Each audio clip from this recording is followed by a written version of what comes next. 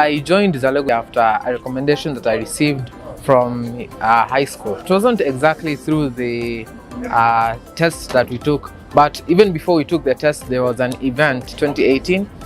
The event at Naivasha Girls, the Zalego attended there, and in that computer event, I managed to attend, and we got certificates from it.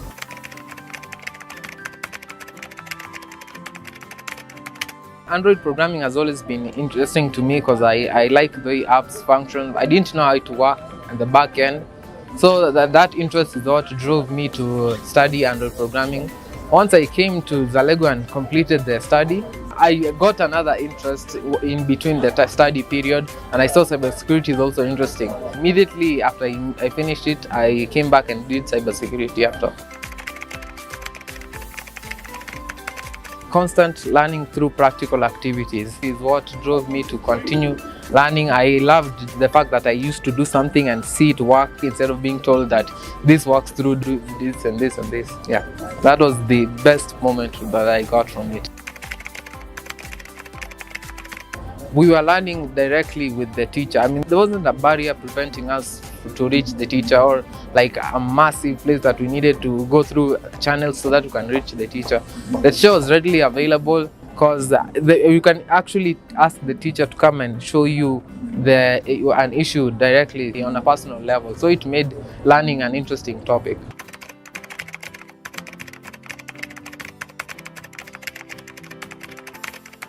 I think the theoretical way of studying is not foolproof. We are human beings, we are more practical oriented than theoretical oriented. If we can constantly bridge that barrier by constantly teaching us through projects, we can be able to catch more than just teaching us through theories.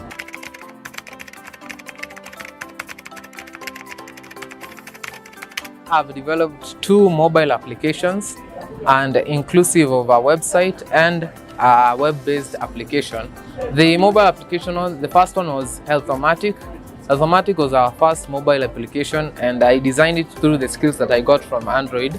The skills that I got to do the web part was received from being taught under web at the same time. The current project that I'm running is called Thinking of You. Yeah, Thinking of You, it's a web-based application whereby it helps people who are undergoing psychological issues through the use of AI. I created my own AI application, and it's coded under TensorFlow. The website is combined, it's under Python and AI. So that's how I've managed to integrate both of them. And that AI specifically can be used for many functions, but I decided to put it under Thinking of You so that people can see its practical use directly. Thinking of You is both a web-based application and an Android application. So soon to be for iOS too, but for now it's under web-based and it's under Android too. And the application itself can detect people's emotions through their facial expressions and answer them accordingly. It will be receiving like visual data from your face, understand what emotions you're going through, and it will be able to recommend you to other professionals in the field who, if you may need help. So say that you've lost someone important to you recently and you need someone to talk to. Many people will tend to go to social media services so that they can be able to talk to someone who can be able to help them. So I thought that maybe if I can be able to bridge that gap, then I would use the AI itself to help people to talk to professionals directly, or someone else who's going through the same issue, because a problem shared is a problem half solved.